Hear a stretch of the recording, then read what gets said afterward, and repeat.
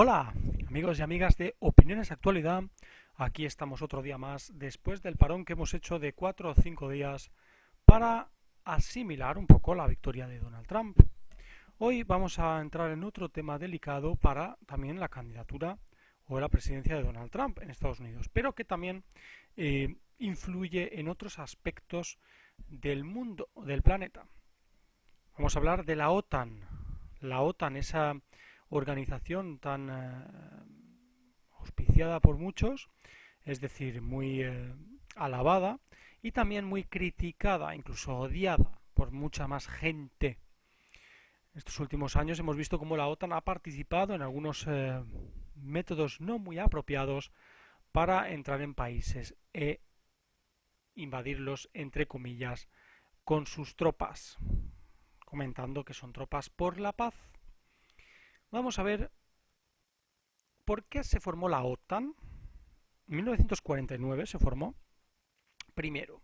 Luego vamos a ver quién es el máximo responsable de la OTAN, es decir, el secretario general. Y luego vamos a ver una de las más interesantes aportaciones al canal sobre el tema de la OTAN, que es una conversación entre dos directores, bueno, entre un director y un analista, que comentan el papel de la OTAN en 2004, papel de la OTAN en el futuro, a partir de 2004. Aquí vamos a ver unas declaraciones muy interesantes, incluso proféticas, sobre lo que iba a pasar en el futuro. Pero primero vamos a lo que nos lleva a decir el origen de la OTAN. Como siempre aquí, vistas las noticias desde una perspectiva diferente, las noticias o elementos que hay en el planeta de geopolítica y geoestrategia. Vamos a ver por qué se formó la OTAN. La OTAN, la Organización del Tratado del Atlántico Norte, se creó en plena Guerra Fría entre Estados Unidos y sus aliados de Europa Occidental y la Unión Soviética, junto con los países alineados a ella en Europa del Este. El objetivo fundamental de esta organización es establecer una alianza de defensa regional entre las potencias que la forman. Actualmente integran la organización Alemania, Bélgica, Canadá, Dinamarca, España, Estados Unidos, Francia, Grecia, Islandia, Italia, Luxemburgo, Noruega, Países Bajos, Holanda, Portugal, Reino Unido y Turquía. El Tratado del Atlántico Norte, firmado el 4 de abril de 1949, dio origen a la OTAN. Establece que la autoridad de mayor rango de la alianza es el Consejo del Atlántico Norte, integrado por representantes de todos los Estados miembros y encabezado por un secretario general. Esta vez, a día de hoy, en 2016, 19 de noviembre, es Jens Stoltenberg, una persona de origen noruego. Luego veremos quién es. El Consejo fija la política general de la organización.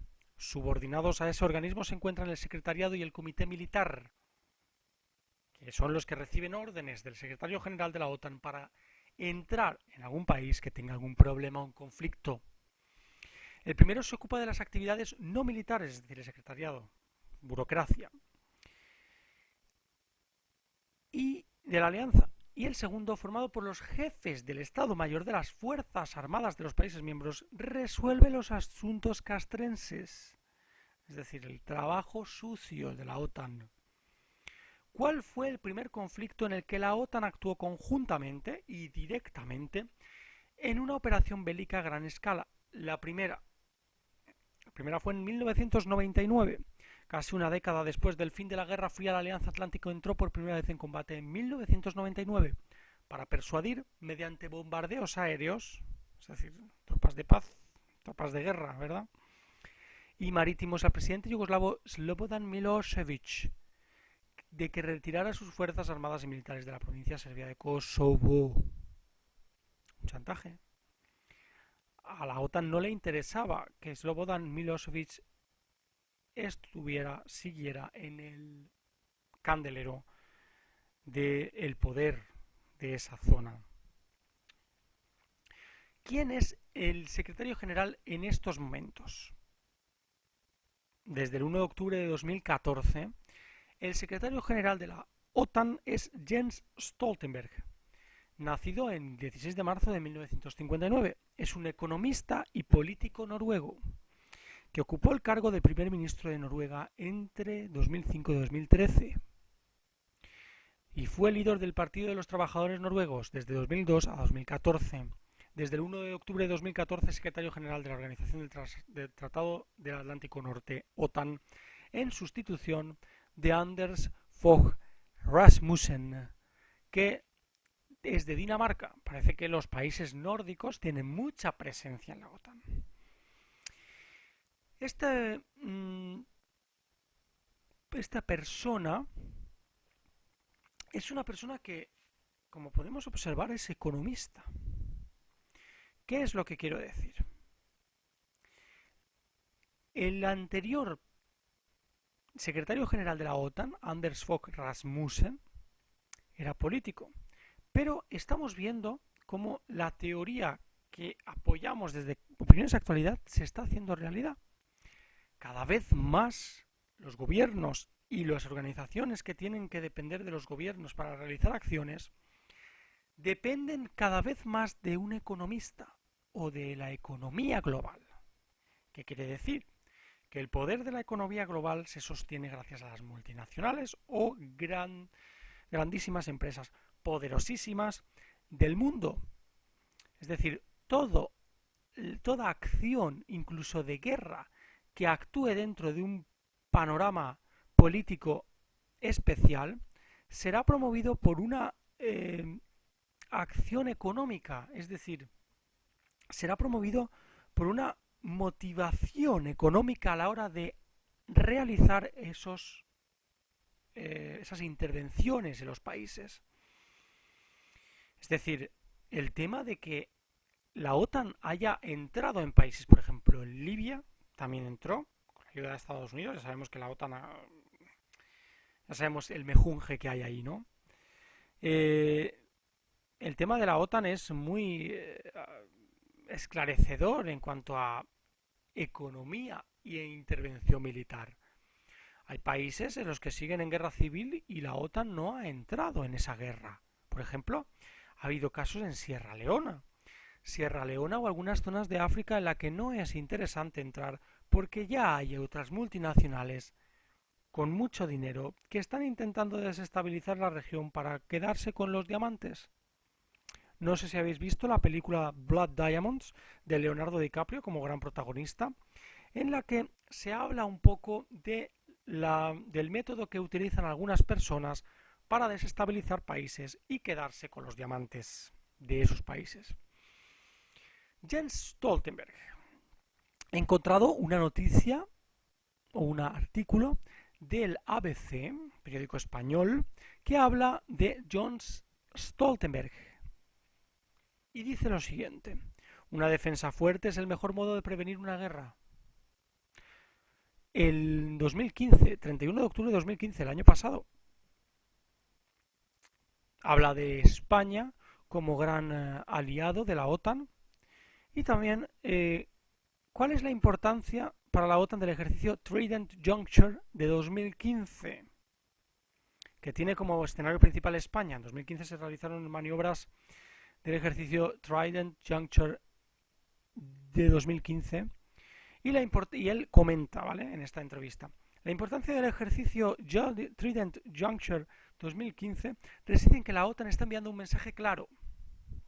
El año pasado: estamos preparados para proteger y defender a toda la alianza contra cualquier amenaza. Estamos preparados para proteger y defender a toda la alianza con cualquier amenaza. Es decir, esperan algo, esperan un tipo de ataque. Estamos atravesando un tiempo en que la OTAN se está adaptando a una nueva realidad. Asistimos a un cambio en la seguridad global con la inestabilidad y violencia emergente en escenarios como Oriente Próximo o el norte de África, en nuestra frontera sur. Y observamos una Rusia más autoritaria en el este, con la anexión de Crimea y la desestabilización del este de Ucrania. Por tanto, la OTAN tiene que responder. Estamos respondiendo y por ello estamos aumentando el grado de preparación de nuestras fuerzas y capacidad de desplegarnos rápidamente. El ejercicio Trident Juncture de 2015 es clave para esto último y en ello se enmarca su celebración. Además es en el sur, una zona también prioritaria para la OTAN. España es un aliado fuerte y comprometido con la defensa colectiva. Y una defensa colectiva fuerte es el mejor modo de prevenir una guerra. Aquí estamos viendo una parte muy importante de la entrevista que vamos a hacer hincapié. ¿Qué quiero decir? El tema de esta frase. Asistimos a un cambio en la seguridad global con la inestabilidad y violencia emergente en escenarios como Oriente Próximo o el norte de África. Os voy a poner un enlace de la página oficial de la NATO o la OTAN en español, en la cual Will Marshall, el director del Instituto de Política Progresista de Washington, D.C., y el analista del Stiftung Wissenschaft und Politik de Berlín, especializado en relaciones transatlánticas, hablan en una conversación, parece que sea en plan email, sobre la situación en el mundo, pero cuidado, el número de este artículo es de 2014, de la página oficial de la OTAN. Vamos a ver. Will Marshall, en el primer email que le manda a Peter Rudolph, el analista, le dice lo siguiente. Querido Peter, desde los ataques terroristas del 11 de septiembre se ha ido propagando dentro de Estados Unidos la idea de que Oriente Medio representa para el siglo XXI lo que Europa representó durante el siglo XX, el principal foco de conflictos a nivel mundial. En 2004, es curioso esta predicción de Will Marshall o profética situación que vio él para ahora, para esta década de 2010 a 2020, puesto que estamos viendo que la primavera árabe se realizó desde 2010 a 2014. Curioso. Vamos más allá.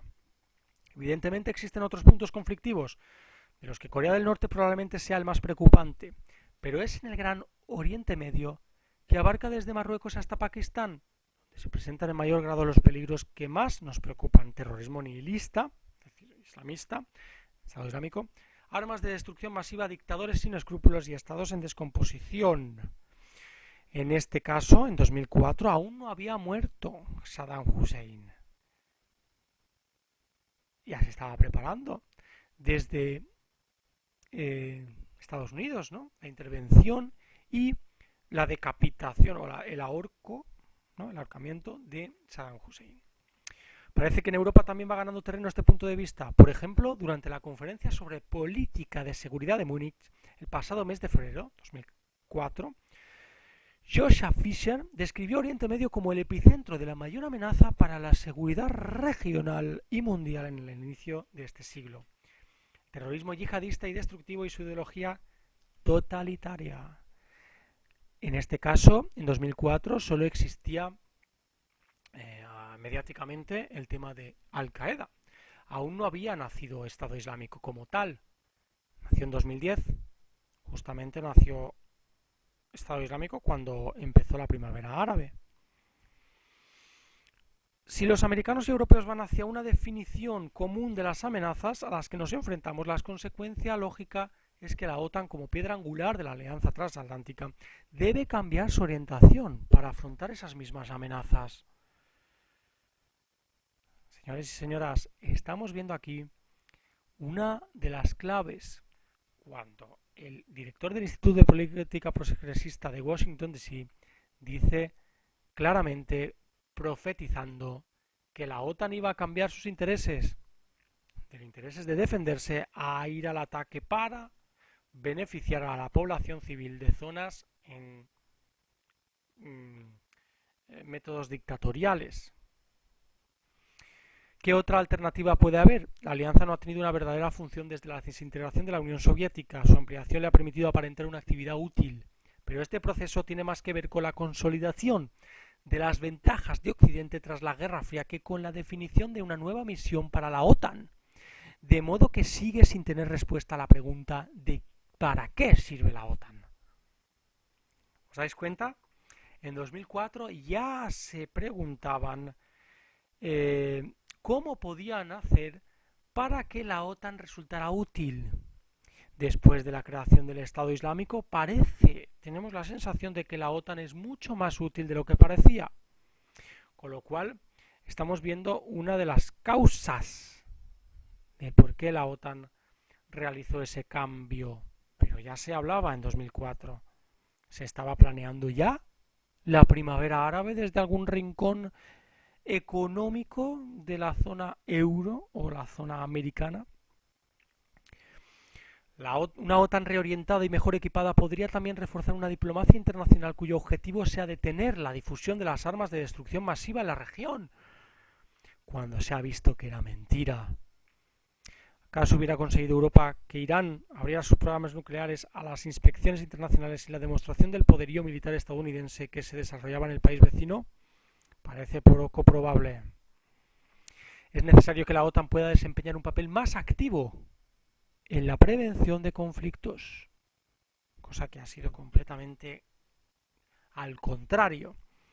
Ha sido doblada esa realidad a una realidad más bien atacante. Es decir, la excusa del Estado Islámico ha hecho que algunos países ataquen militarmente a otros por medio de aviones, ha sido ataques aéreos. Aún no hemos visto tropas de unos países en otros, todavía en Siria, por ejemplo. Resulta evidente que todo lo anterior conllevaría cambios radicales en los presupuestos militares europeos. Señores, 2004. Estamos viendo un gráfico de cómo ha subido los presupuestos en defensa militar. Defensa militar entre comillas, puesto que estos presupuestos son para militarización, con lo cual es defensa y ataque. La toma de decisiones de una OTAN ampliada y sobre todo los planteamientos de los europeos. Si durante la Guerra Fría el concepto de seguridad implicaba la disuasión frente a la amenaza de un ataque soviético contra Europa occidental, en la era del terrorismo y la yihad implica un proyecto más activo y preventivo. No sé. Después Peter Rudolph le contesta a Will Marshall con las siguientes palabras. A lo mejor parezco un poco realista, pasado de moda, pero creo que la gestión de las relaciones entre las grandes potencias sigue constituyendo el reto básico a nivel internacional. Y desde luego si hay una región capaz de provocar un conflicto entre grandes potencias que pueda desembocar en una guerra nuclear, esa es Extremo Oriente. El ascenso de China seguramente les planteará grandes interrogantes a los responsables políticos norteamericanos y a sus homólogos europeos. Atención a las declaraciones de Peter Rudolph en 2004. Grandes interrogantes a los responsables políticos norteamericanos. El ascenso de China como potencia económica mundial. Donald Trump tiene en su mente siempre a China como un gran peligro para la economía estadounidense. He recibido demasiadas influencias del pensamiento liberal sobre las relaciones internacionales como para creer que la OTAN se desintegrará de forma inevitable si no tiene una gran misión que suponga afrontar amenazas comunes. La OTAN es un ejército burocrático de Occidente y si no se buscan conflictos se pierde esa OTAN y muchas de la gente que está beneficiándose de esa organización. ¿Qué queremos decir con que hay mucha gente y muchos intereses detrás de esa organización? Puesto que lo que queremos decir es que hay muchísimas influencias económicas detrás de la OTAN. Y lo estamos viendo que Jens Stoltenberg es un economista y es el secretario general de la OTAN, con lo cual muchas de las decisiones que dependen de esa organización dependen de un economista. Vamos a ver. Seguimos con la contestación de Peter a Will con lo siguiente. Sí, existe una amenaza común, pero si prescindimos de la retórica política habrá que reconocer que se trata de una amenaza mucho más grave para Estados Unidos en su calidad de potencia en Oriente Medio que para Europa. Es cierto, tal y como como señala Will, que la amenaza que representa el terrorismo islámico no constituye un desafío exclusivamente militar, incluso creo que ni siquiera representa un reto militar. Por supuesto que no, porque esa amenaza es totalmente invisible. No se puede hacer nada. Muchos de los atentados que ha habido en los últimos años ha sido de gente, de personas que tenían la nacionalidad del país en cuestión. Por ejemplo, París o Bélgica. En la opinión de Peter, en su opinión, la pregunta principal es ¿qué contribución puede hacer la OTAN a una estrategia global para enfrentarse a la amenaza que suponen el terrorismo transnacional islamista y la proliferación del armamento nuclear? Para seguir una estrategia global no deben agruparse los diferentes retos y riesgos en una sola amenaza monolítica, como parece que está ocurriendo en el debate actual sobre la política exterior norteamericana. Todo es envolviendo a ese Estados Unidos, ¿no? La OTAN es como el nombre de Estados Unidos envuelto en otro nombre para que la responsabilidad no caiga exclusivamente en ese país. Centrarse en lo que ocurre en Oriente Medio no debe percibirse como una terapia para la alianza. Ante la existencia de un análisis serio sobre el compromiso de Oriente Medio que se base en las prioridades estratégicas y tenga en cuenta la limitación de recursos y capacidades. Luego le contesta otra vez Will a Peter y le dice, teniendo todavía grabadas en mi mente las imágenes de la horrenda carnicería de Madrid, de 2004, de marzo de 2004, 11 de marzo, esto fue también ese mismo año, por eso a Will no se le quitaba de la cabeza. Me resulta muy difícil tomar en serio la idea de que la gestión de las relaciones entre grandes potencias resulta más importante que enfrentarse a este nuevo terrorismo masivo, o a la horrible posibilidad de que estos terroristas pudieran llegar a conseguir armas de destrucción masiva. ¿Estamos viendo una visión profética de Will o realmente era algo que era un peligro ya en ese momento? El reto que señalas resulta abstracto y académico frente a este desafío que nos ha explotado en la cara, ha dicho Will. De todas maneras, Estados Unidos ha gestionado sus relaciones con China a nivel de grandes potencias desde la guerra de Corea y lo seguirá haciendo mientras nos enfrentemos al terrorismo y al fanatismo yihadista. No creo que el incremento del peso geopolítico de China suponga una amenaza potencial para América o Europa, cosa que 12 años después hemos visto que lo es. Por ejemplo, Donald Trump, que va a ser el siguiente presidente de los Estados Unidos. Perdonad porque se insista mucho en el canal sobre Donald Trump, pero es que Donald Trump va a tener en su mano el devenir del mundo.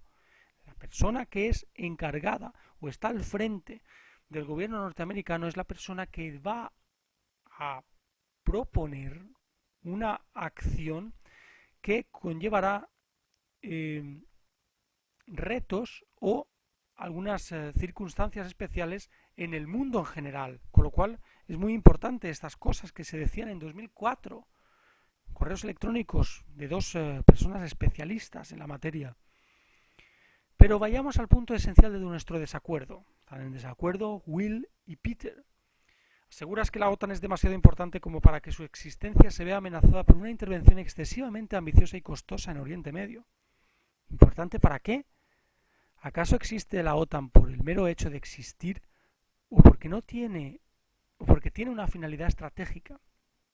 Si la alianza se está enfrentando a retos de tanta trascendencia que no puede comprometer más recursos en la estabilización de Afganistán, me gustaría saber cuáles son esos retos.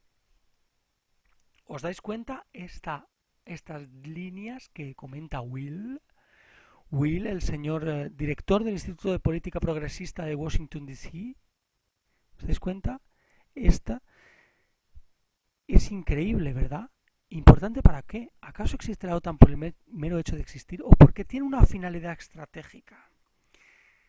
Lo vuelvo a repetir. Si la alianza se está enfrentando a retos de tanta trascendencia que no puede comprometer más recursos en la estabilización de Afganistán.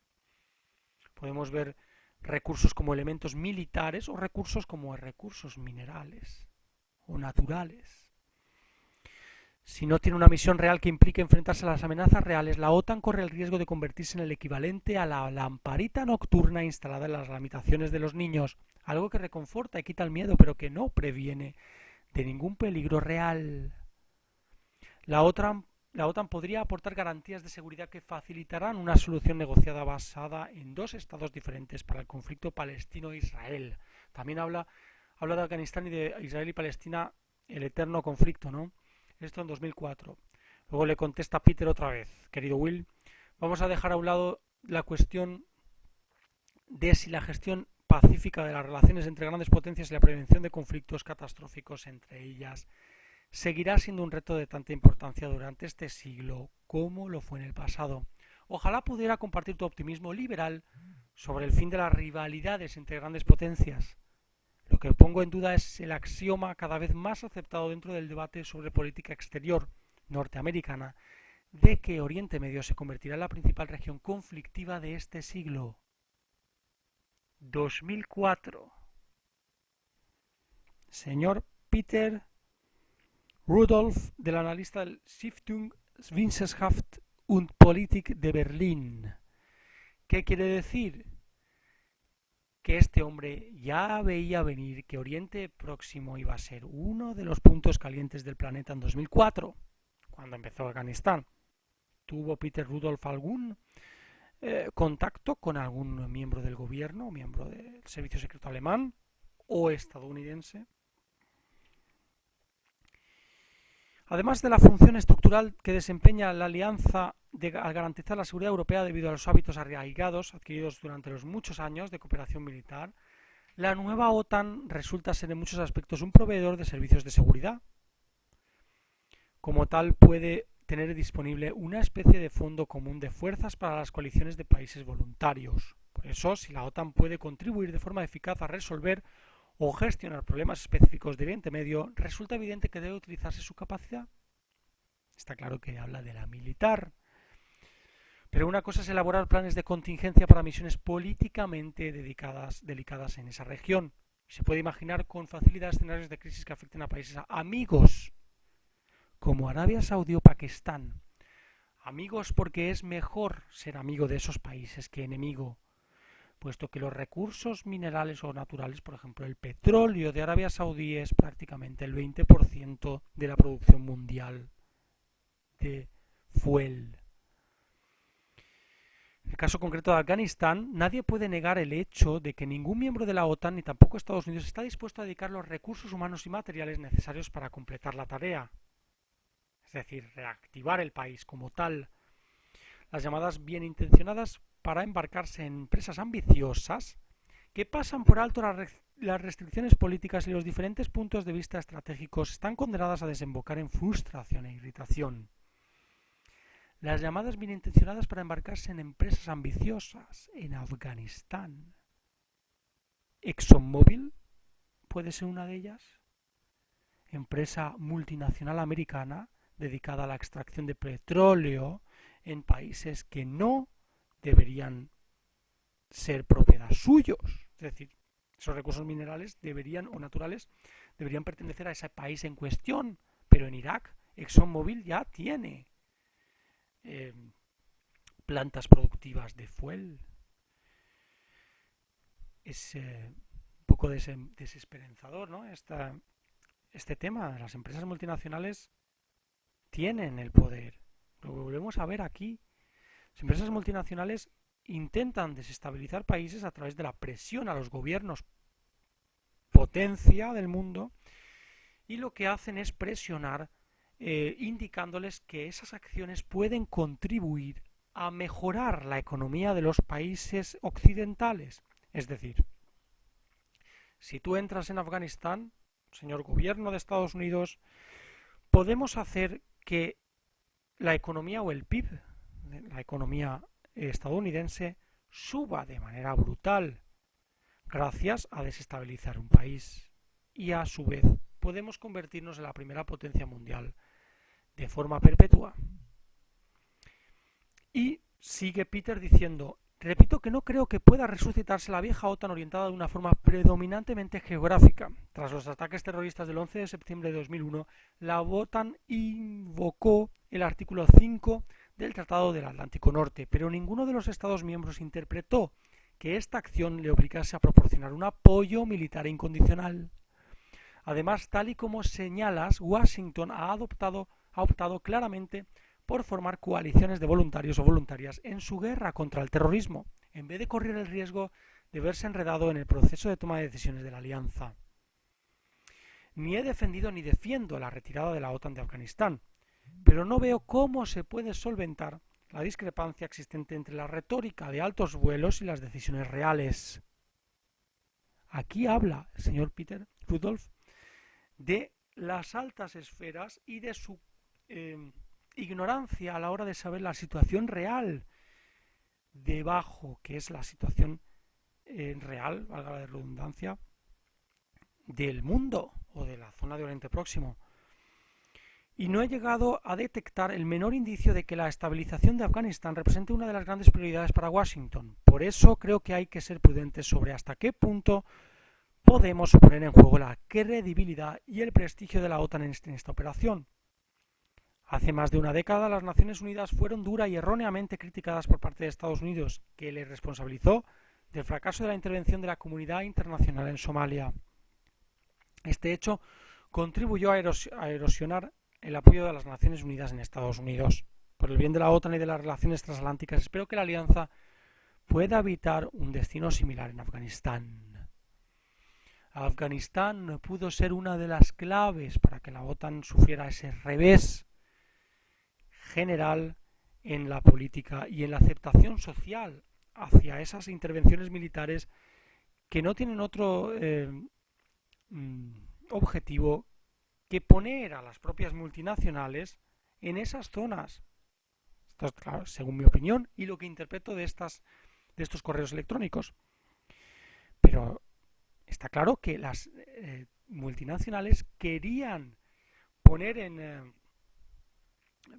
el tablero, porque esto es un juego, la geoestrategia es un juego. Ese es el problema. Muere gente, pero es un juego para la gente que está en las altas esferas, porque esa gente de las altas esferas no sufre las consecuencias de estas decisiones. Hay decisiones erróneas y decisiones que son aceptadas por la sociedad, porque los medios de comunicación también están ligados a esas empresas multinacionales. Con lo cual, la intervención en Afganistán y en Irak tuvo una revuelta social con manifestaciones, pero luego decayó esa información sobre las zonas. ¿Qué está pasando en esas zonas? Seguramente, si hablamos con alguna empresa multinacional del petróleo, dedicada al petróleo, en esas zonas seguro que nos dicen que están muy contentos y que esa intervención era necesaria. Por supuesto, necesaria para ampliar las arcas de esa multinacional y también la de los países de Occidente que se ven beneficiados por esas acciones intervencionistas en otros países ilegítimas, por supuesto.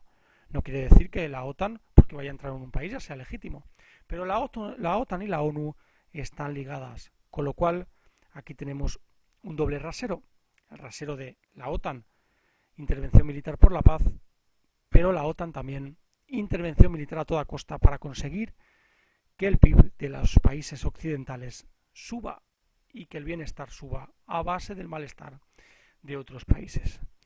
Bueno, muchas gracias por haber visto el vídeo y ya sabéis, podéis participar poniendo vuestras opiniones y comentarios en los comentarios del vídeo, dándole al like y suscribiéndoos. Perdonad por si estoy tardando un poco más en contestar los comentarios, pero es que estas semanas estoy un poco más ocupado que otras, pero tranquilos que contestaré a todos los comentarios. Muchas gracias y hasta la siguiente, amigos. Hasta luego.